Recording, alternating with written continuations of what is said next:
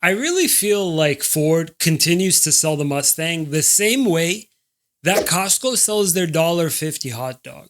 Like, they can't just stop selling it, even if no one wants it. They wouldn't be Ford if they didn't sell the Mustang. Ford used to sell tens of thousands of Mustangs every single month back in the day. When I say back in the day, I don't mean like 1984. I mean like 2005. They were clearing like 12,000 units per month. They made a slight comeback in 2015. However, we're again dealing with terrible sales numbers, only being fueled by the EV craze, pandemic shortages, and all the other nonsense that's been manipulating the auto industry over the last few years.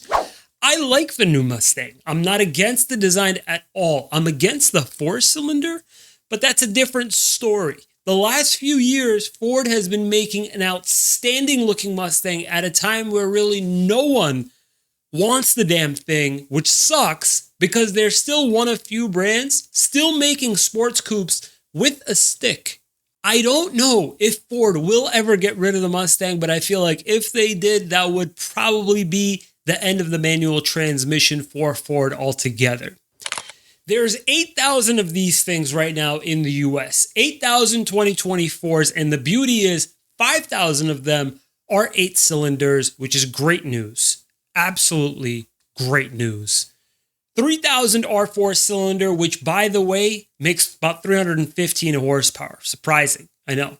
And it can be had for about like $35,000 brand new. Are you an 8-cylinder person? I know I sure am, because Mustangs without an 8-cylinder, not really a Mustang. The one that I'd have my eye on is probably the dark horse. However, since there's only like 200 in the country right now, let's stick to a fastback premium, with one of those as being sort of like a quote-unquote acceptable one, being a GT fastback with the typical MSRP being around like $50,000, one with like a 400A equipment group listed on the window sticker. This one's got leather, the big infotainment system, heated steering wheel, all the basic good stuff.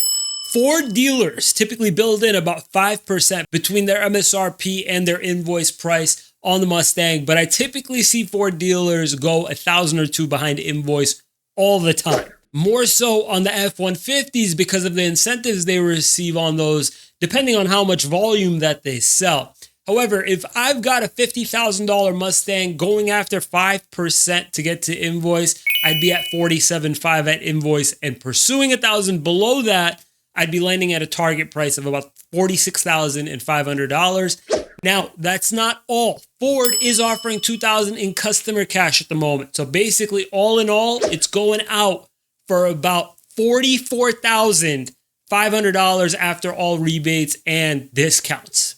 Not too bad. They're also offering 3.9% at 60 months right now and 5.9% at 72.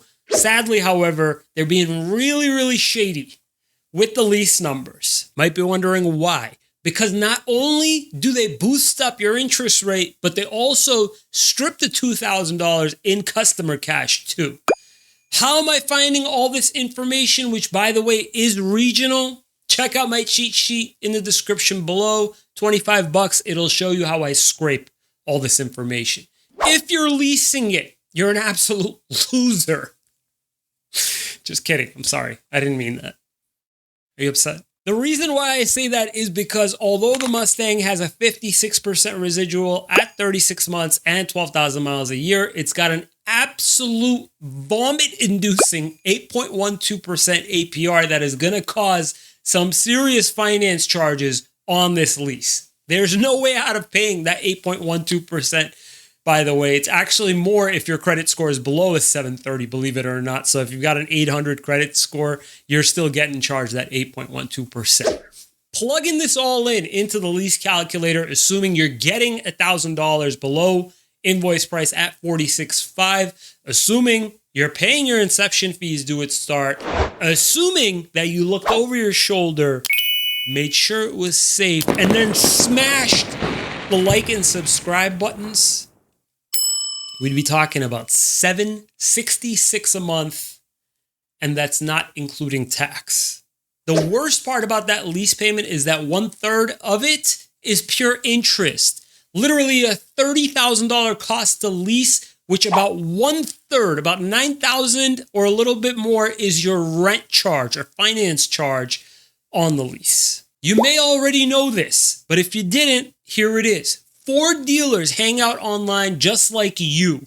They're here on YouTube, and more than that, they're on the Ford forums ready to dish out discounts, and members of those forums are ready to share the dealers they were able to get great deals from on there as well. I've been using the forums to find Ford dealers that are ready to give out discounts because sometimes it actually helps to use these dealers as a backup or even negotiation leverage with the local dealer. And oftentimes, even the local dealer won't match what's available on these forums. Sometimes people will post up their invoice sheets, whatever the dealer is offering.